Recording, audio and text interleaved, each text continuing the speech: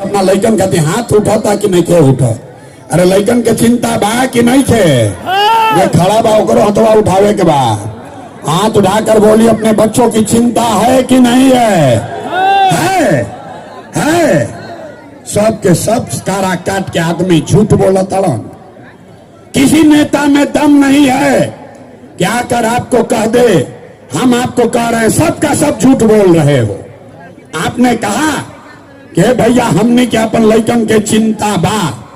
मेरे भाई हम 2 बरिस पैदल चलनी 5000 गांव में गए। आज आपके बाजार में आए हैं रास्ता में अगर 100 गो लइका भेटैलन इस इलाके के आपके अगर 100 बच्चे मिले आधे से ज्यादा आपके बच्चों के शरीर पर शुद्ध कपड़ा नहीं है। आप हमारे साथ जौना गांव में मन होके चली ज्यादातर गांव में छोटे बच्चों के पैर में महिलाओं के पैर में हवाई चप्पल भी नहीं है।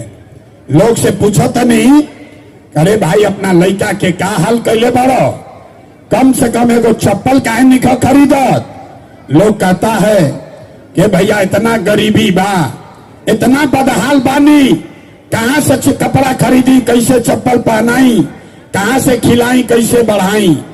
तो मेरे भाई जिन नेताओं ने आपका और आपके बच्चों का ये हाल कर दिया कि आपके बच्चों के शरीर पर कपड़ा नहीं पैर में चप्पल नहीं खाने के लिए बढ़िया भरपेट भोजन नहीं आपका बच्चा बीमार पड़ता है तो दवा डॉक्टर अस्पताल नहीं।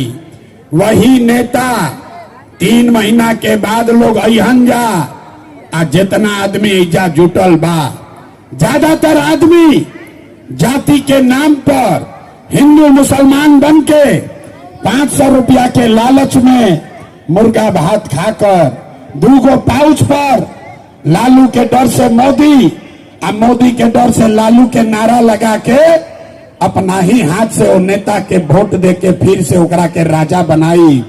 आइजा कहतनी कि हमारा लइकन के बड़ा चिंता बा। अरे भाई अपने बच्चों के नाम पर झूठ बोल रहे हो तो आप नहीं भोगिएगा आपका बच्चा नहीं भोगेगा तो कौन भोगेगा। हम मीठा बात ना बोली। अरे भाई लइकन के चिंता क्या होला अगर बुझे के समझे के बा तो एक बार लालू जी के देखी जा।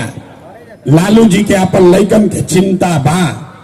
लालू जी के लइका 9वां पास ना कैलस लेकिन लालू जी के चिंता बा कि हमार लइका बिहार के राजा